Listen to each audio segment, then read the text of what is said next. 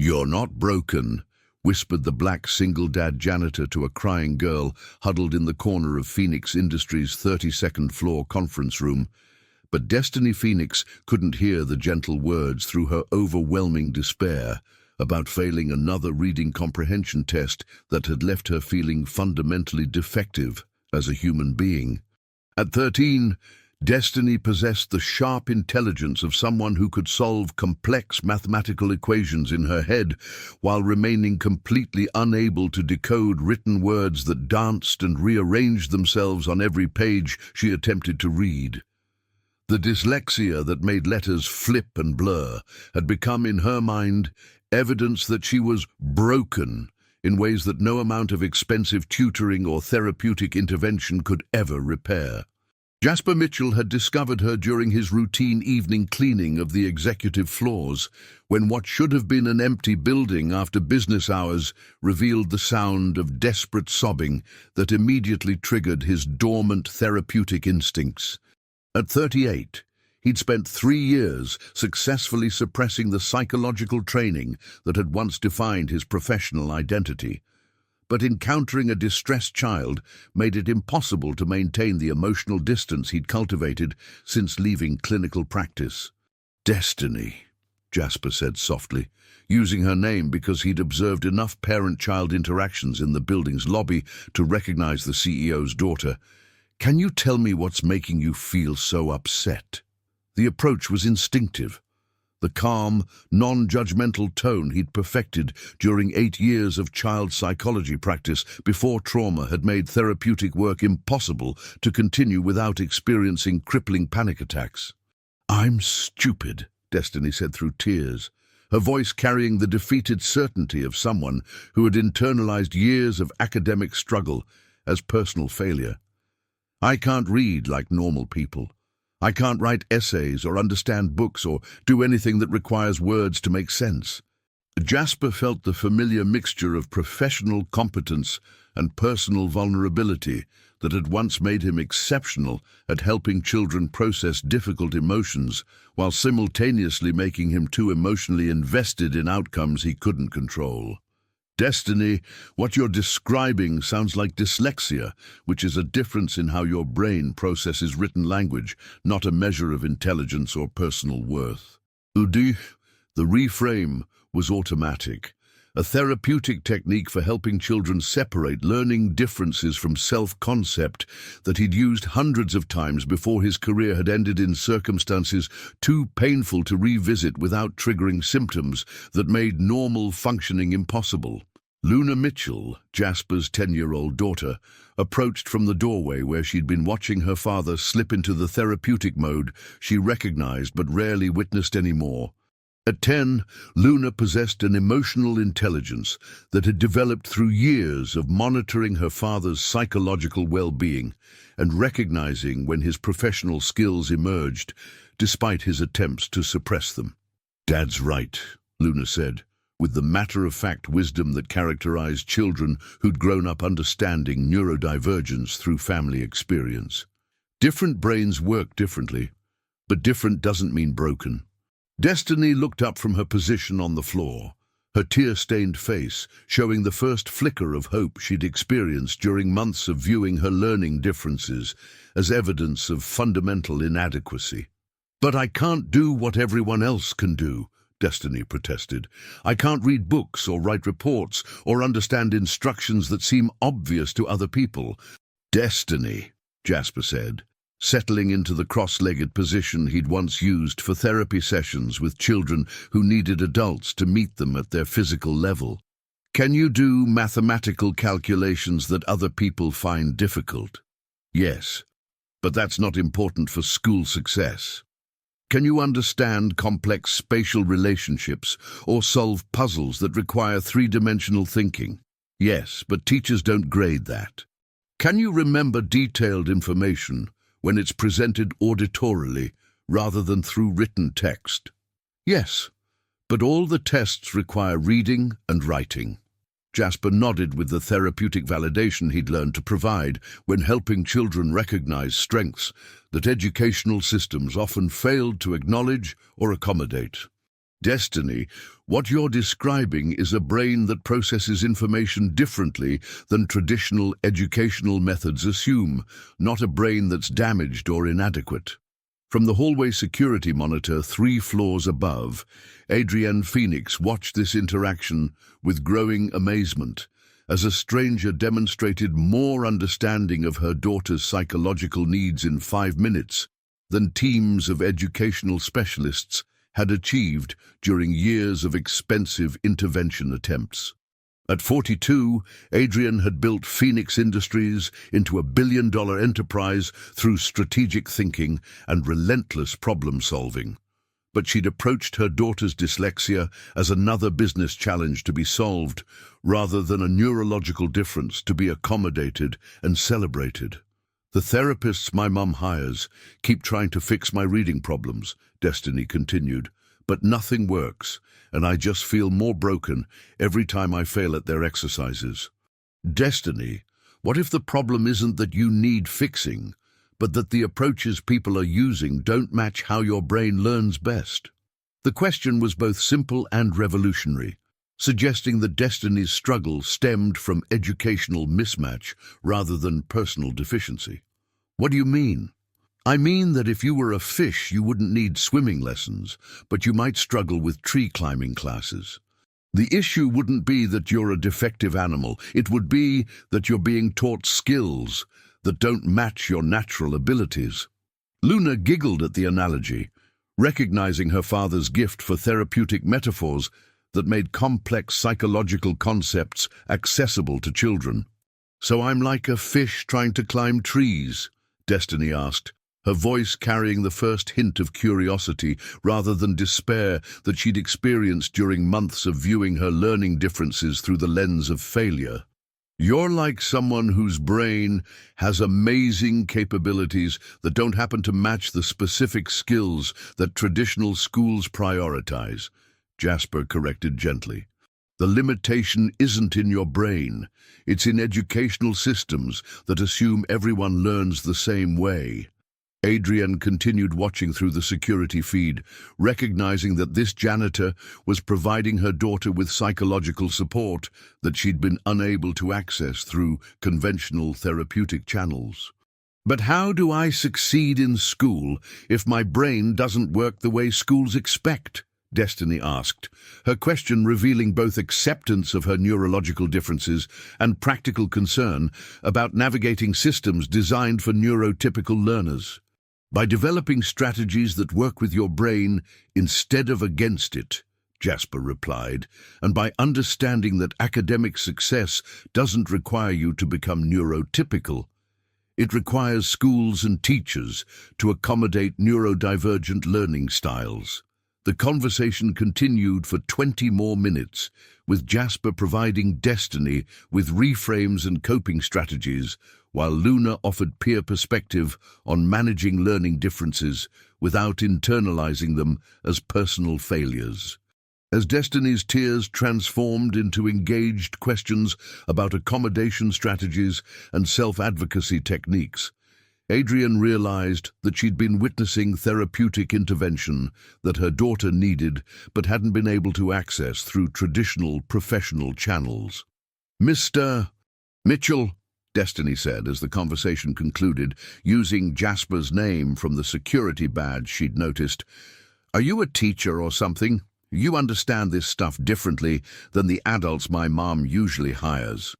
Jasper felt the familiar tightness in his chest that occurred whenever anyone asked about his professional background, but Luna answered before he could deflect the question. "Dad used to be a psychologist who helped kids, but now he works here because sometimes adults need different jobs for personal reasons." The response was both accurate and protective, acknowledging Jasper's qualifications without exposing the trauma that had made continued practice impossible. "Could you maybe talk to my mum about the fish and tree climbing thing?" Destiny asked. "She keeps looking for ways to make me better at reading, but maybe she needs to understand that I'm supposed to be good at different things." As Jasper agreed to consider speaking with Adrienne about neurodivergent accommodation strategies, None of them realized that Destiny's mother had been observing their entire interaction and was already planning to approach the janitor, who had demonstrated more understanding of her daughter's needs than any of the expensive specialists she'd consulted. Sometimes the most profound therapeutic interventions happen in unexpected contexts, delivered by people whose qualifications aren't displayed on office walls, but are evident in their ability to help children see themselves as different rather than defective. The question now was whether Adrienne would have the humility to accept guidance from an employee she'd barely noticed, and whether Jasper would have the courage to use skills he'd been avoiding since trauma had made helping children feel too dangerous to continue. The email from Adrienne Phoenix arrived in Jasper's work account at 6:23 a.m. the following morning, marked as urgent and requesting a private meeting to discuss educational consultation services regarding her daughter's learning needs. Reading the formal language that barely concealed a mother's desperation, Jasper felt the familiar panic response that had defined his last 2 years of clinical practice, the racing heart, shallow breathing, and overwhelming dread that had made helping traumatized children impossible to continue without experiencing his own psychological collapse. "Dad, you have that look," Luna observed from across their small kitchen table, where she was eating cereal while monitoring his emotional state with the hypervigilance that characterized children of parents who struggled with mental health challenges. "The one you get when someone asks you to be a psychologist again." Today, at 10, Luna had developed sophisticated skills for recognizing when her father's trauma symptoms were activating, though she couldn't fully understand the connection between his previous career and the nightmares that still woke him several nights each month. "Luna, it's not about being a psychologist," Jasper replied, though his voice carried the tension that indicated he was processing psychological triggers he'd hoped to avoid permanently. "It's just about maybe helping Destiny understand her learning differences better." The distinction was both accurate and self-deceptive. Jasper wanted to help, while simultaneously denying that helping would require him to engage with therapeutic skills that had once brought him profound satisfaction and devastating guilt. 3 hours later, Jasper found himself in Adrienne Phoenix's corner office, surrounded by the kind of corporate luxury that had once intimidated him during his brief attempts at private practice consultation with wealthy families whose children's problems seemed somehow more complex when filtered through privilege and parental anxiety. "Mr. Mitchell," Adrienne said, gesturing toward the leather chair across from her mahogany desk, "I observed your interaction with Destiny yesterday through our security system, and I need to understand how you were able to help her in 5 minutes when teams of specialists have been unable to make comparable progress over months of intervention." The question was both compliment and interrogation, suggesting that Adrienne suspected Jasper possessed professional credentials that weren't reflected in his custodial employment. "Ms. Phoenix, I'm not currently practicing psychology or providing therapeutic services," Jasper replied carefully, using the precise language he'd developed for deflecting inquiries about his background. "I was simply talking to Destiny as one person to another about learning differences." "Mr. Mitchell, people don't accidentally know therapeutic reframing techniques or possess that kind of intuitive understanding of childhood developmental psychology. What's your actual professional background?" Adrienne's tone carried the business-like directness that had made her successful in corporate environments, where evasion and deflection were quickly identified and challenged. Jasper felt trapped between honesty about his qualifications and protection of the emotional boundaries that kept his trauma manageable.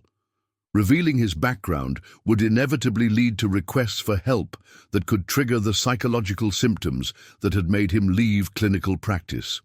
"I have a doctorate in child psychology and 8 years of clinical experience working with children and adolescents," Jasper said finally.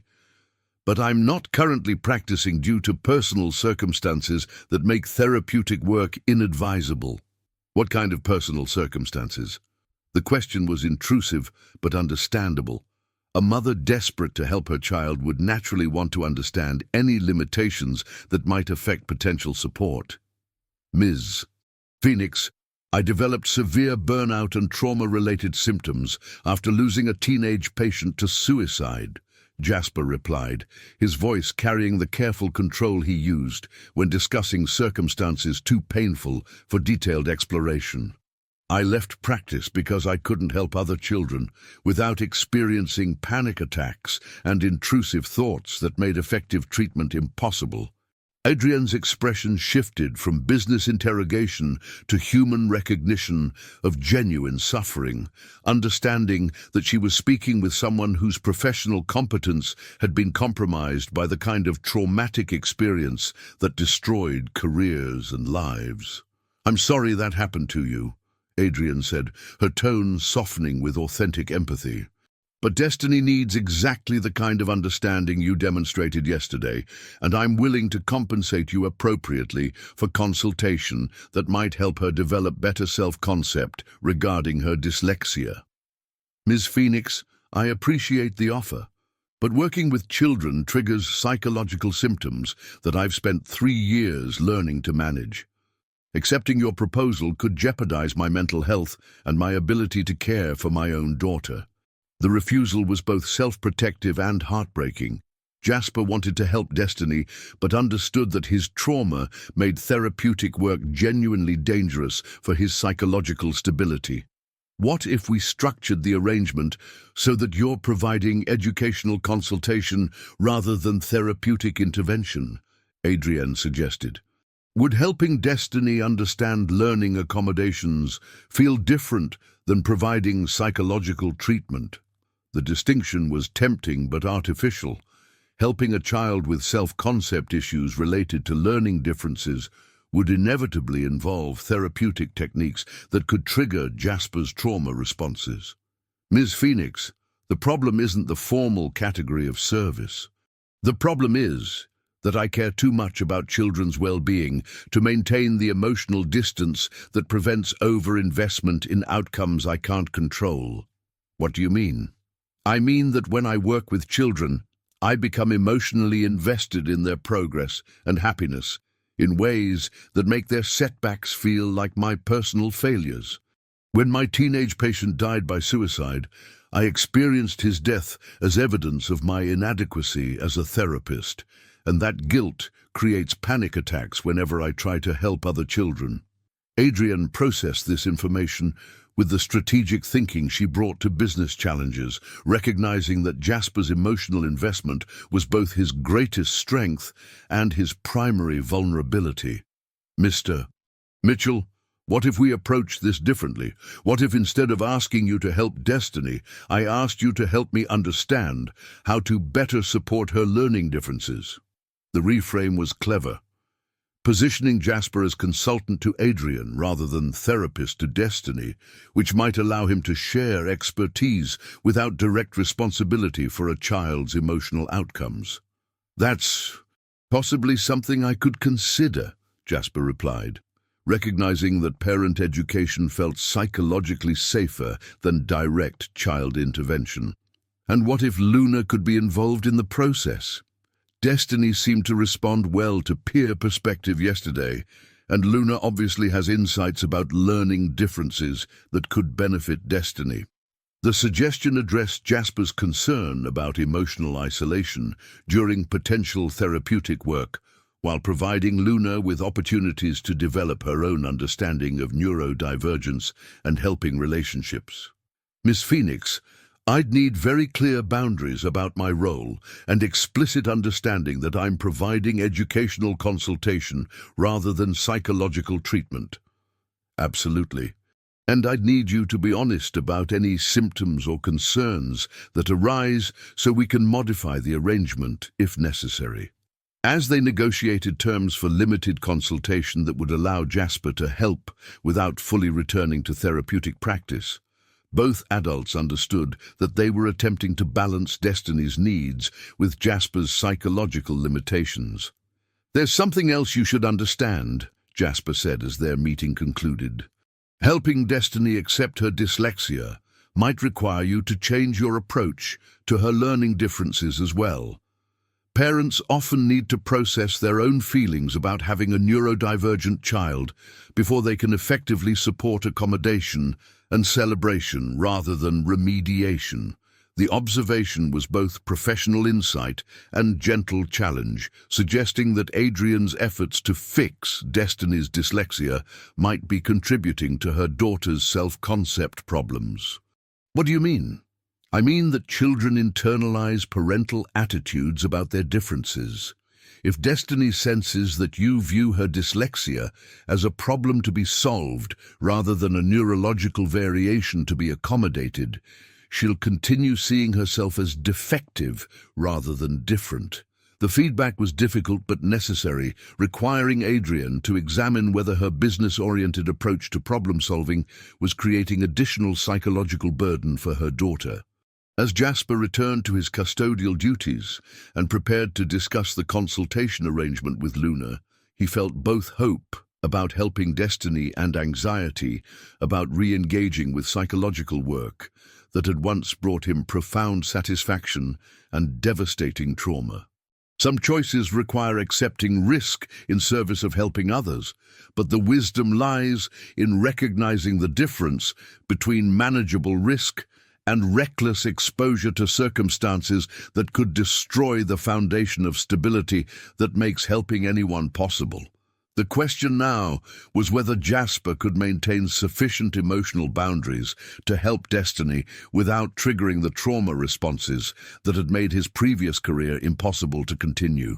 2 weeks after accepting Adrienne's consultation arrangement, Jasper found himself experiencing the first panic attack he'd had in 6 months, triggered not by the prospect of helping Destiny, but by the realization that working with a struggling adolescent was reactivating memories of Marcus Chen, the 17-year-old patient whose suicide had ended Jasper's clinical career and left him unable to sleep through the night for 2 years. "Dad, your hands are shaking," Luna observed from the kitchen table, where she was working on math homework while monitoring her father's preparation for his second session with Destiny and Adrienne. "Are you having the feelings that make it hard to breathe?" At 10, Luna had developed precise language for describing her father's trauma symptoms without using clinical terminology that might make him feel pathologized or scrutinized by his own child. "I'm okay, baby," Jasper replied, though his voice carried the tight control he used when managing psychological symptoms that could escalate into full panic if he didn't implement coping strategies immediately. "I'm just nervous about helping Destiny because it reminds me of my old job." The explanation was both honest and protective, acknowledging his distress without exposing Luna to details about professional trauma that would be inappropriate for a child to carry. "Dad, maybe you could tell Ms. Phoenix that helping kids is hard for you because of sad things that happened before," Luna suggested with the practical wisdom that characterized children who'd learned to navigate adult mental health challenges. "She seems like she would understand if you explained." The suggestion revealed Luna's sophisticated understanding that honesty about limitations could strengthen rather than undermine professional relationships. But Jasper felt trapped between protecting his psychological boundaries and fulfilling his commitment to help a child who needed exactly the kind of support he'd once been able to provide without personal cost.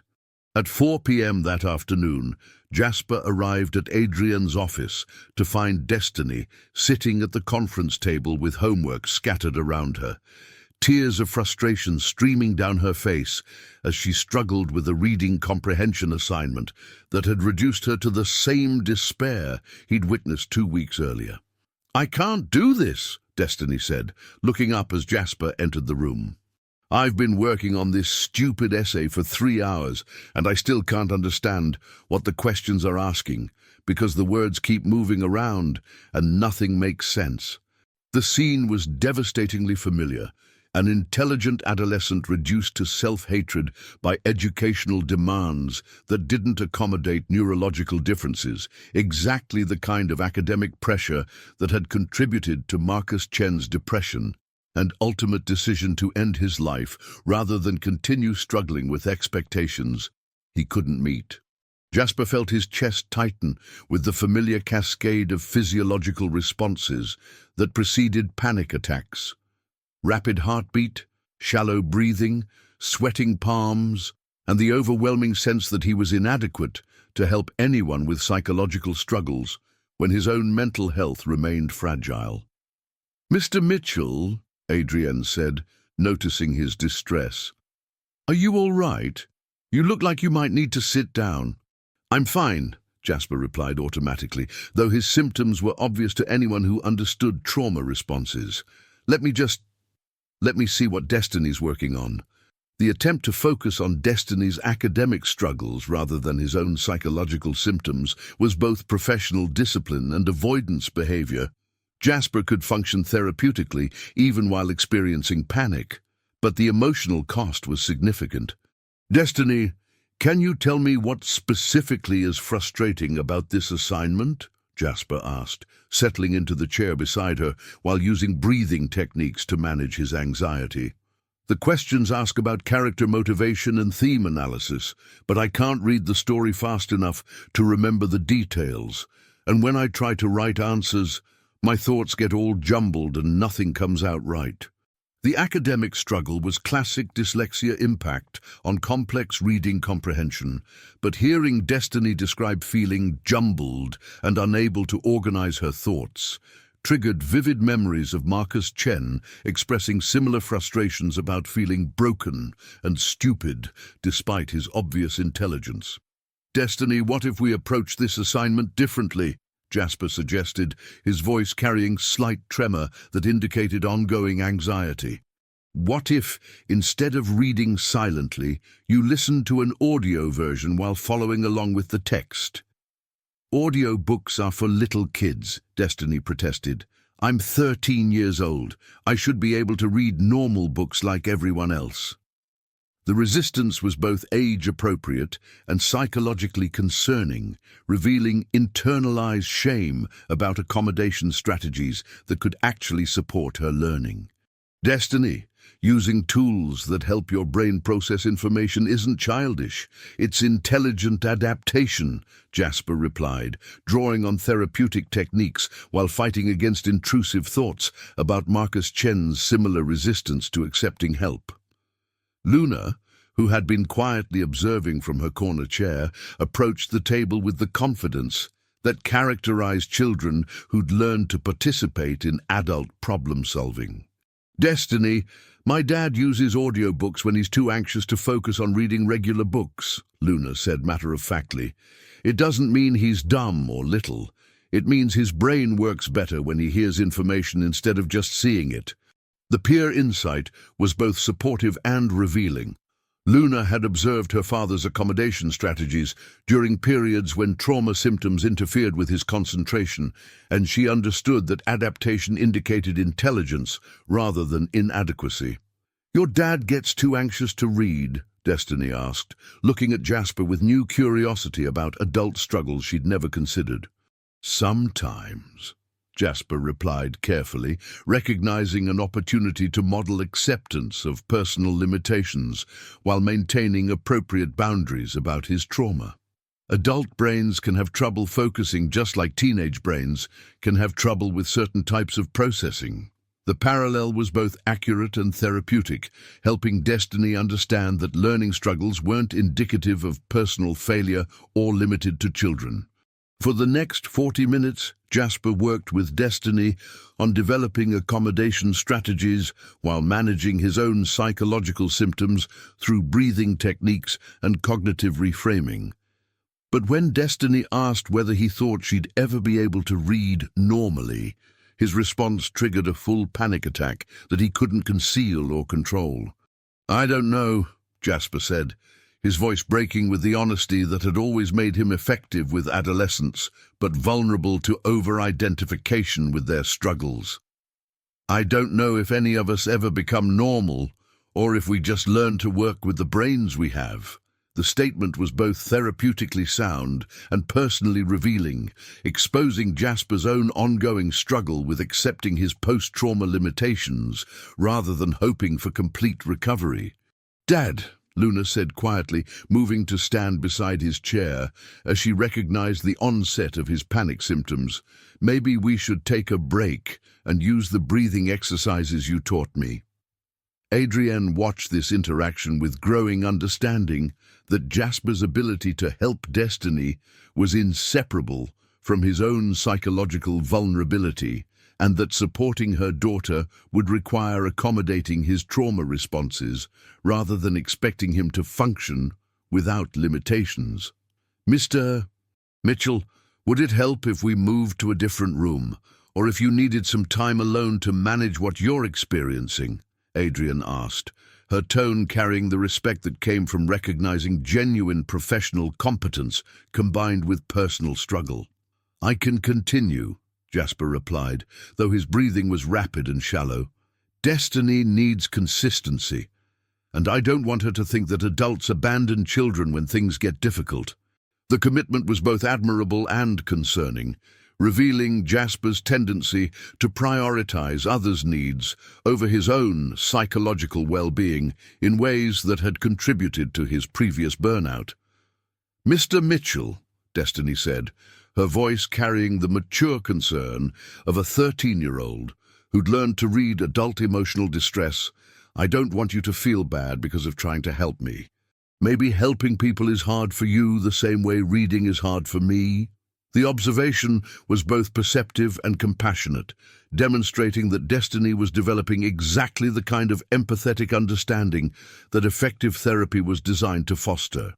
As Jasper worked through his panic attack with Luna's support and Adrienne's patient understanding, all three adults recognized that helping Destiny would require accepting that healing was possible, even when it involved ongoing vulnerability and limitation. Some therapeutic relationships require acknowledging that helpers and clients both carry struggles that don't disappear through professional interaction, but can be transformed through mutual understanding and acceptance of human imperfection. The question now was whether Jasper could continue supporting Destiny while managing his own trauma responses, and whether their family systems could accommodate the reality that healing often involves learning to function with ongoing symptoms rather than achieving complete recovery. 6 weeks after Jasper's panic attack, during their consultation session, Dr. Elena Vasquez arrived at Phoenix Industries for what Adrienne had scheduled as a collaborative educational planning meeting, but which actually represented the first time in 3 years that Jasper would be working alongside another mental health professional. "Jasper, Doctor," Vasquez said as she entered the conference room where he was reviewing accommodation strategies with Destiny. "I've been hoping to reconnect with you since I heard through the professional network that you might be doing some consultation work again." Elena had been Jasper's supervisor during his doctoral internship and remained one of the few colleagues who understood both his clinical competence and the trauma that had ended his practice. Her presence at Phoenix Industries represented Adrienne's recognition that supporting Jasper's return to therapeutic work required professional backup rather than isolation. "Elena, I'm not exactly doing therapy," Jasper replied, his voice carrying the careful precision he used when discussing his current professional status. "I'm providing educational consultation about neurodivergent learning strategies." "Which is therapeutic work with different boundaries," Elena observed, with the gentle directness that had made her an effective supervisor. "And there's nothing wrong with adapting your practice to accommodate your current emotional capacity." Destiny looked up from the dyslexia-friendly materials they'd been reviewing, her expression showing interest in adult conversation about accommodation strategies that applied to more than just academic challenges. "Dr. Vasquez, does that mean Mr. Mitchell is like me? He has to do his job differently because his brain works differently now?" The question was both perceptive and compassionate, revealing Destiny's growing understanding that adaptation indicated wisdom rather than inadequacy. That's exactly what it means, Elena replied, settling into the chair across from Destiny with the relaxed confidence that characterized therapists who'd learned to discuss professional limitations without shame or defensiveness. Mr. Mitchell developed some anxiety about certain aspects of his previous work, so he found ways to help people that don't trigger those anxiety responses. Luna, who had been quietly working on homework while listening to the adult conversation, looked up with the expression she used when processing new information about her father's psychological well-being. "Dr. Vasquez, does that mean Dad might be able to help kids again without getting scared if he has another adult to work with?" The 12-year-old's question revealed sophisticated understanding of collaborative support systems and the possibility that professional isolation had contributed to her father's trauma responses. "Luna, that's a very insightful observation," Eleanor replied. "Many therapists work more effectively as part of teams, especially when they're managing personal challenges that could affect their clinical judgment." Adrienne had been observing this interaction with the strategic attention she brought to business partnerships, recognizing that Elena's presence was creating opportunities for therapeutic collaboration that could benefit both Destiny and Jasper. "Dr. Vasquez," Adrienne said, "what would collaborative consultation look like in practice? How could we structure support for Destiny that accommodates Mr. Mitchell's current limitations while ensuring she receives appropriate professional guidance?" "We could establish a co-consultation model where Jasper provides direct educational support based on his expertise with neurodivergent children, while I provide clinical supervision and backup for any psychological concerns that arise during the process."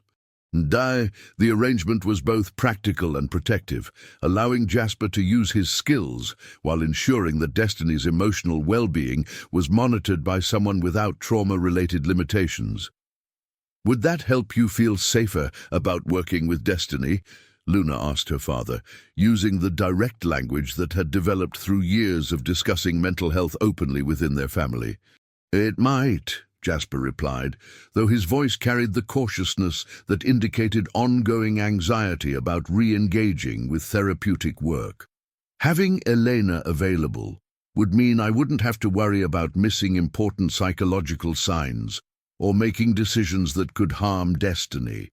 Over the following 2 hours, the 4 adults and 1 perceptive child developed a collaborative framework that addressed Destiny's educational needs while supporting Jasper's gradual return to meaningful professional work. "Destiny," Elena said as their planning session concluded, "how do you feel about having 2 adults working together to support your learning instead of just one therapist trying to fix your dyslexia?" "It feels like you actually understand that I need help with strategies, not help with being less dyslexic," Destiny replied, her response indicating significant growth in self-acceptance during her weeks of working with Jasper. "And how does it feel to know that Mr. Mitchell is learning to work with his anxiety the same way you're learning to work with your dyslexia? It feels like we're both figuring out how to be okay with our brains being different, and nobody has to pretend to be normal."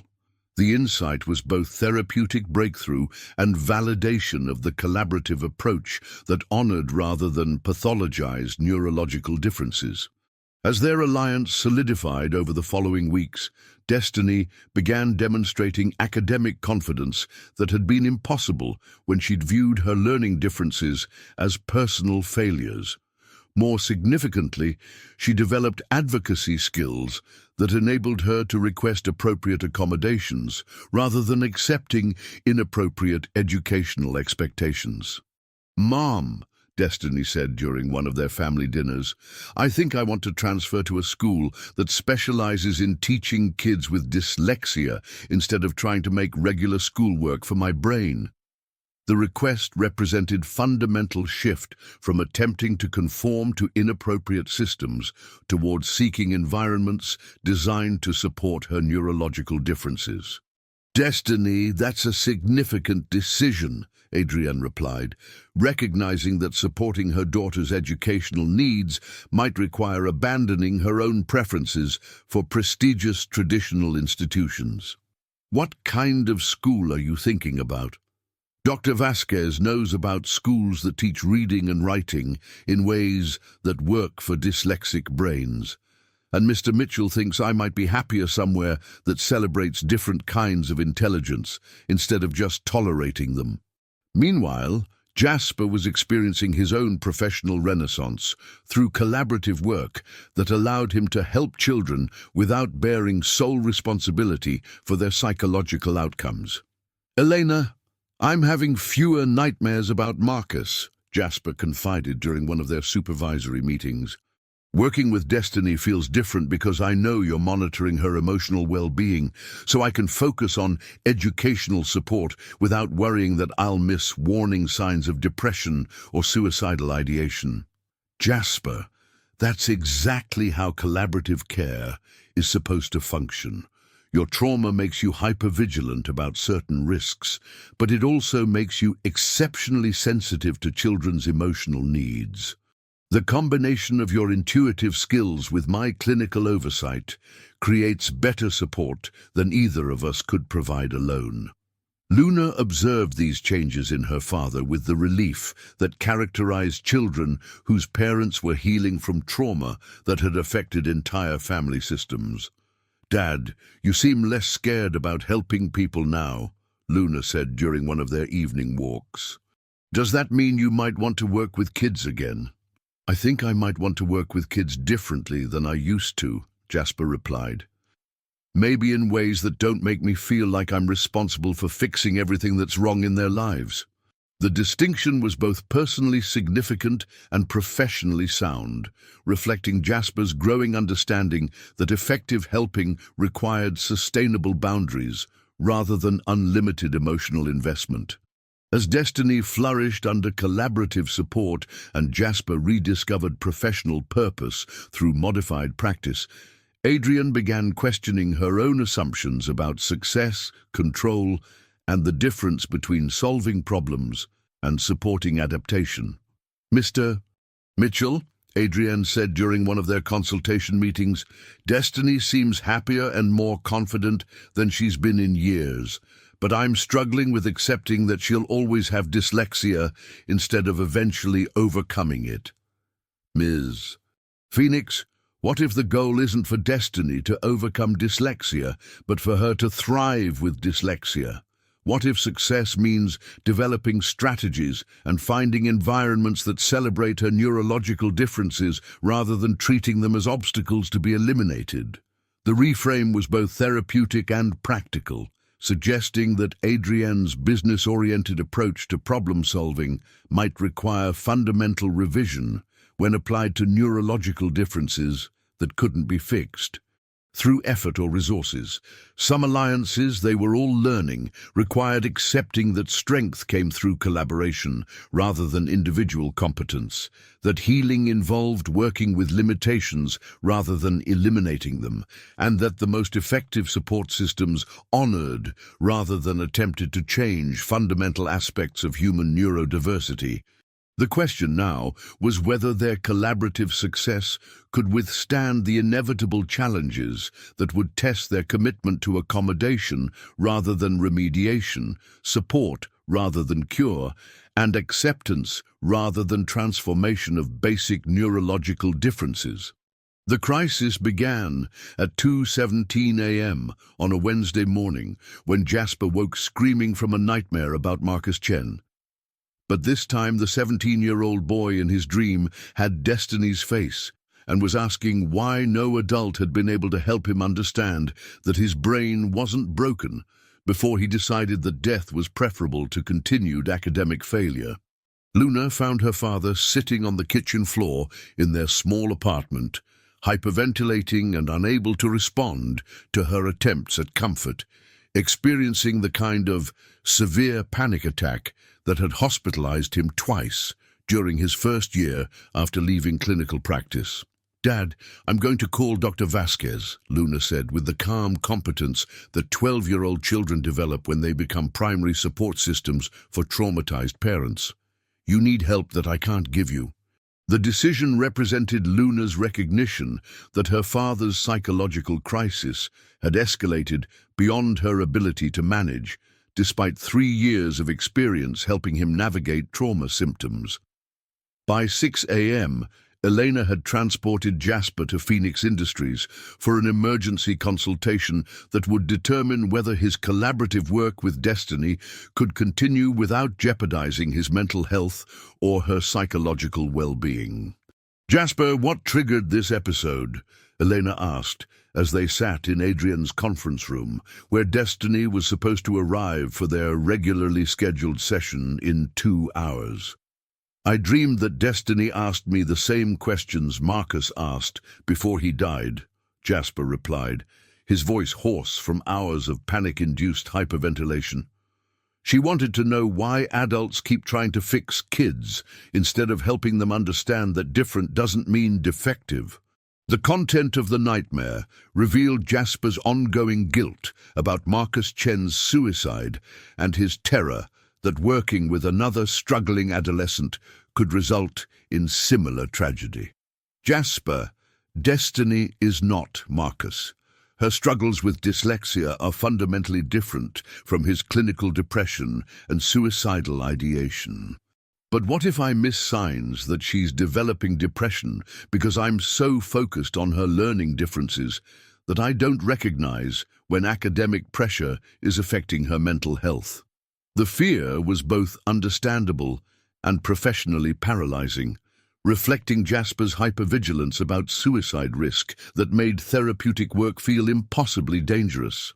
When Destiny arrived for her session and found Jasper pale and shaking, she immediately understood that the adult who had been helping her was experiencing the kind of psychological distress she'd witnessed in herself during her worst moments of academic despair.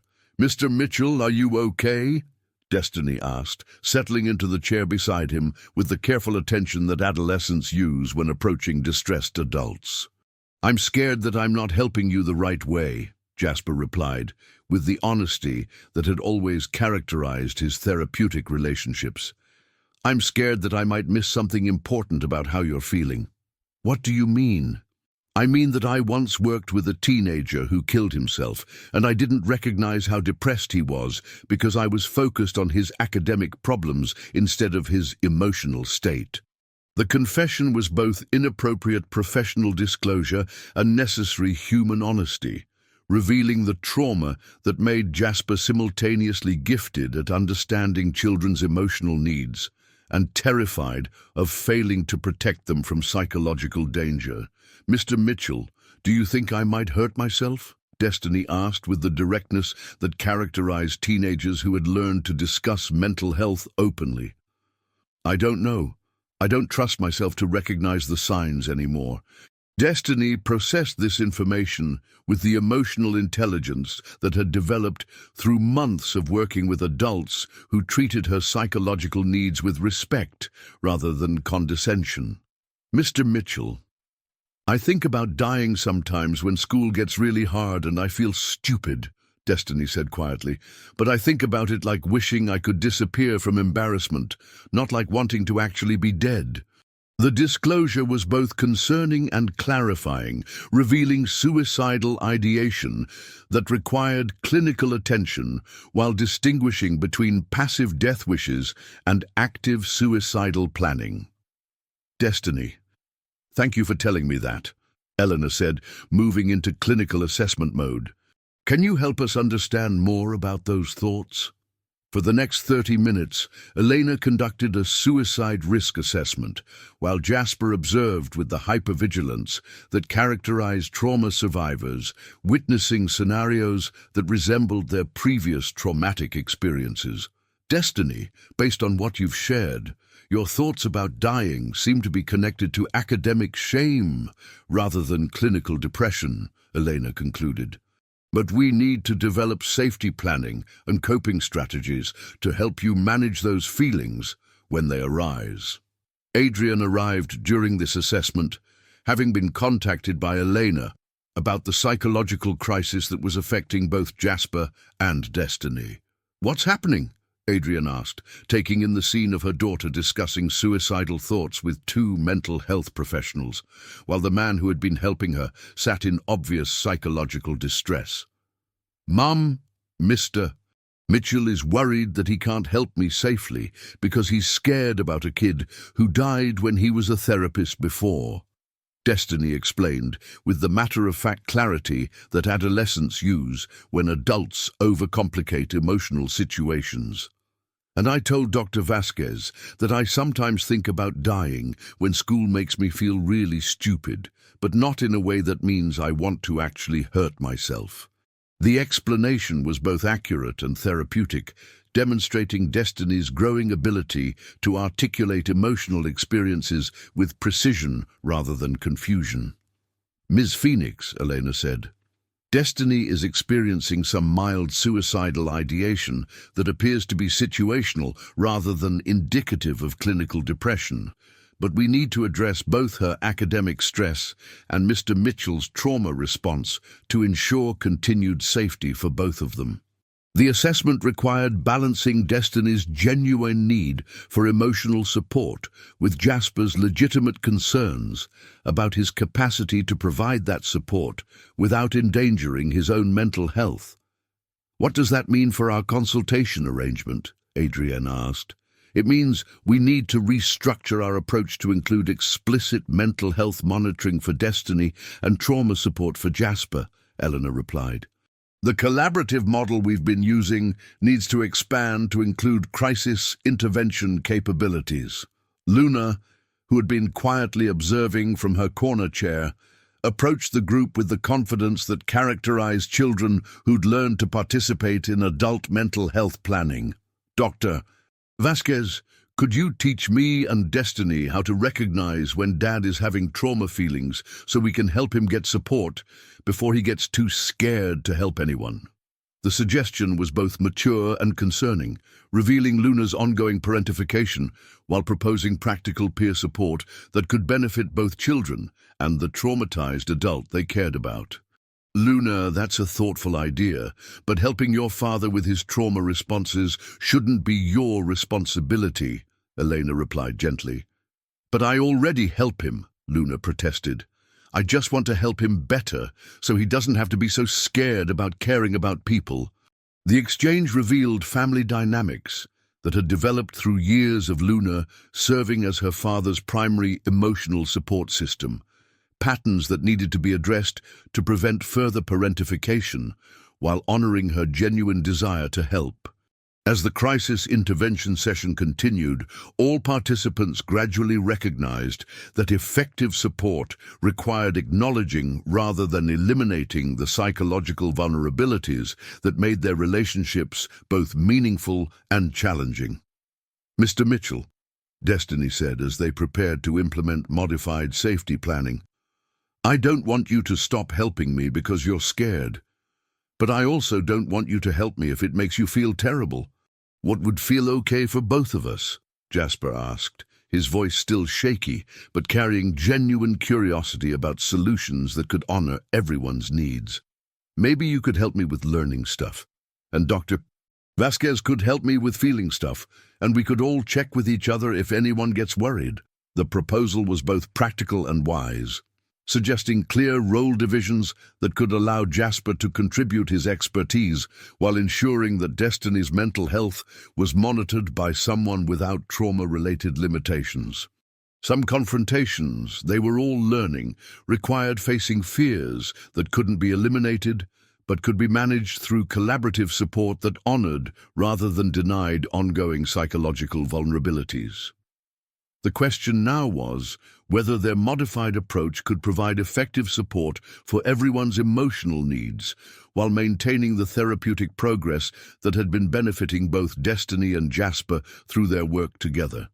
15 months after the crisis that had nearly ended their collaborative relationship, Jasper stood in the auditorium of the Manhattan Academy for Learning Differences, watching 14-year-old Destiny deliver a student speech about celebrating neurodivergent minds to an audience that included not just her mother and Luna, but 3 other families who had sought consultation from what had become an informal support network for parents navigating their children's learning. Differences. 18 months ago, Destiny said from the podium, her voice carrying the confidence that had developed through months of understanding that her dyslexia was a neurological difference rather than a personal failure. I thought being dyslexic meant I was broken. I've learned that being dyslexic means my brain processes information in ways that can be challenging for traditional education, but amazing for creative problem solving. Jasper felt the familiar tightness in his chest that still occurred during moments of professional pride, but the sensation no longer escalated into panic attacks that made helping children feel dangerous. 18 months of trauma therapy with Elena had taught him to distinguish between healthy emotional investment and the over-identification that had contributed to his breakdown after Marcus Chen's death. "Dad," Luna whispered from beside him in the audience, "you look proud, but not scared. That's different from how you used to look when kids you helped did well." At 12, Luna had developed sophisticated awareness of her father's emotional states and the gradual healing that had occurred through his modified return to meaningful work with children and families. "I am proud," Jasper replied quietly, "and I'm learning that I can care about children's progress without feeling responsible for their entire emotional well-being." The distinction represented fundamental shift in Jasper's professional identity, from comprehensive responsibility toward collaborative support that honored his limitations while utilizing his strengths. After Destiny's presentation, the informal gathering moved to a nearby cafe where 3 families had become what Adrienne now called their chosen support network. Parents and children who had connected through shared experiences of navigating neurodivergence with professional guidance that accommodated rather than pathologized differences. "Jasper," said Maria Santos, mother of 11-year-old Diego who had ADHD, "I wanted to thank you again for helping us understand that Diego's hyperactivity isn't behavioral defiance. It's neurological energy that needs appropriate outlets rather than constant suppression." The gratitude was both meaningful and manageable for Jasper, who had learned to accept appreciation without experiencing the guilt and anxiety that had once made positive feedback feel dangerous. "Maria, what I've learned is that helping families understand neurodivergence is different from treating individual psychological disorders," Jasper replied. "Educational consultation feels sustainable for me in ways that clinical therapy didn't." Over the past 15 months, Jasper had developed a practice model that combined his psychological expertise with clear boundaries about his role and limitations. He provided parent education and learning strategy consultation, while Elena handled any clinical concerns that arose, creating professional partnership that protected his mental health while serving families effectively. "Jasper, I've been thinking about formalizing our collaboration," Elena said, as their informal celebration continued. "What would you think about co-developing a consultation service specifically for families navigating neurodivergent learning differences?" The proposal represented recognition that Jasper's unique combination of professional training, personal trauma recovery, and lived experience with single parenting created valuable perspective for families struggling with similar challenges. "Elena, I'd be interested if we could structure it to maintain the boundaries that have been working, educational consultation and parent support rather than individual therapy, with you available for any clinical concerns that exceed my current capacity." The response reflected Jasper's hard-won understanding of his professional limitations and the importance of maintaining sustainable practice that served clients without compromising his own psychological stability. Destiny had been listening to these adult conversations with the engaged attention that characterized teenagers who had learned to participate in planning that affected their lives rather than simply complying with decisions made by adults. "Mr. Mitchell," Destiny said, "would your new job thing help other kids understand that being different doesn't mean being wrong?" "That's exactly what it would do," Jasper replied, recognizing that Destiny had articulated the core mission that had emerged from their collaborative work. "And would Luna get to help sometimes? She's really good at explaining stuff to kids who feel confused about why their brains work differently." Luna looked up from her conversation with Diego Santos, her face showing the mixture of pride and concern that characterized children who had developed helping skills through family necessity rather than choice. "Luna should have opportunities to help if she wants to," Jasper said carefully, "but not responsibilities to help that interfere with her own childhood development." The distinction represented ongoing effort to support Luna's natural empathy while preventing the parentification that had characterized their relationship during his most difficult trauma recovery period. As the evening concluded and families prepared to return home, Adrienne approached Jasper with the expression she used for important personal rather than business conversations. "Jasper, I've been thinking about how much Destiny and I have grown through working with you and Luna," Adrienne said. "I wondered if you'd consider moving your family closer to ours so the girls can maintain their friendship without complex scheduling around your work and my travel." The suggestion was both generous and practical, acknowledging that Luna and Destiny had developed a peer relationship that provided both girls with perspectives they couldn't access through adult guidance alone. "Adrienne, that's incredibly thoughtful," Jasper replied, "but I want to make sure we're making decisions based on what serves everyone's long-term needs rather than our current convenience. What I mean is that Luna has taught Destiny things about resilience and adaptation that no amount of professional consultation could provide. And Destiny has shown Luna possibilities for academic achievement and cultural experience that our economic circumstances couldn't otherwise offer." The observation was both accurate and moving, reflecting recognition that their children's friendship had created mutual learning opportunities that transcended socioeconomic differences. 6 months later, Jasper finished his morning consultation with the Rodriguez family in the home office of the brownstone that Adrienne had helped him purchase in Brooklyn, close enough to Luna's new school and Destiny's Learning Differences Academy to support their continued friendship without requiring constant adult coordination.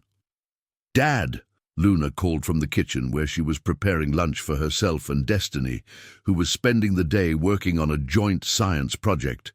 "Ms. Adrienne texted that she'll be home early today and wants to know if we want to have dinner together."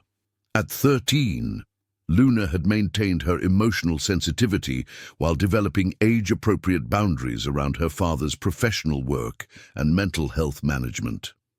The parentification that had characterized their relationship during his trauma recovery had been replaced by healthy interdependence that honored both her maturity and her need for childhood experiences. "Tell her yes," Jasper replied, recognizing that their weekly family dinners had become important ritual for maintaining relationships that had evolved from professional consultation to chosen family connection. As Destiny bounded down the stairs with the energy that characterized teenagers who had learned to celebrate rather than hide their neurological differences, Jasper reflected on the unexpected ways that trauma and healing could create opportunities for connection that transcended traditional professional and social boundaries. "Mr. Mitchell," Destiny said, settling at the kitchen table with Luna to continue their project, "do you think other families like ours exist? Families that got made because adults and kids helped each other with stuff that was hard?" "I think there are lots of different ways for families to form," Jasper replied, "and some of the strongest ones happen when people choose to stay connected after going through difficult things together.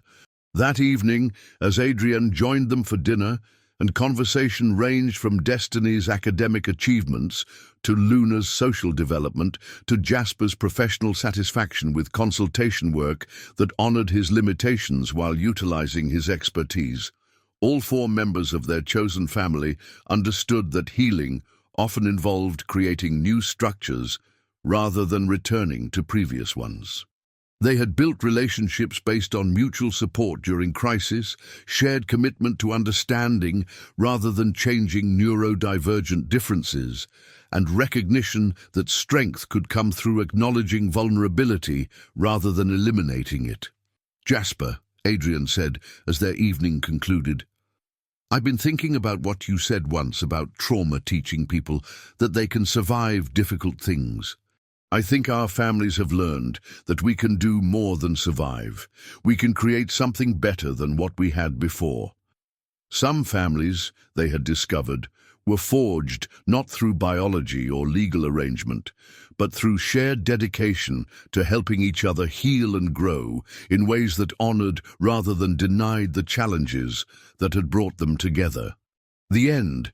This story reminds us that healing from trauma doesn't require returning to previous functioning, but can involve creating new ways of contributing to others' well-being while respecting our own limitations.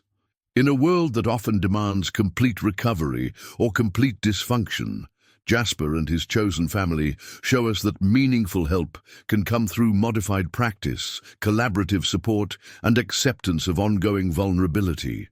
Sometimes the most profound healing happens when we learn to work with our limitations rather than against them, and the strongest professional relationships honor both competence and constraint.